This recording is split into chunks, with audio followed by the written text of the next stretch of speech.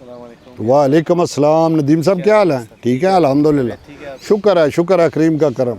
मुझे एक और वाकया मदीना पाक का कोई और वाकया सुनो। बैठे हुए हैं तो चलो और ही सही।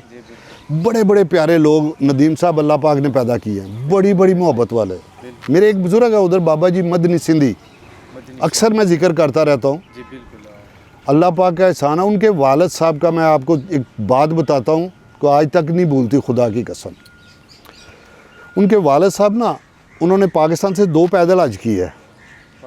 पाकिस्तान से 2 पैदल हज किए और 7 हज किए जद्दा से मक्का, मक्का से मदीना पैदल हज, और जन्नतुल बकी में आराम फरमा रहे हैं।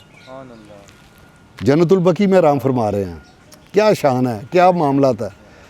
उनका ना अपना ज़ाती घर था उधर मदीना पाक में। अच्छा। अपना ज़ाती घर था। मस्जिद नबवी की तस्सीह होनी थी, मस्जिद नबवी को बड़ा करना था, तो ज़ाहिर है घर आने थे। उनका घर भी मस्जिद नबवी में आ गया। अल्लाह जानता, सब लोगों ने पैसे लिए, सब लोगों ने बड़े बड़े पैसे लिए। जब उनकी बारी आई तो उनको पैसे देने की बारी आई ना, तो वो कहने लगे मेरे करीम आका के घर में मेरा घर आ जाए और मैं इसकी कीमत वसूल कर लूँ। अल्लाह अकबर। मैं नहीं कर सकता ये, मैं ये नहीं कर सकता। घर था, बड़े पैसे मिल सकते थे।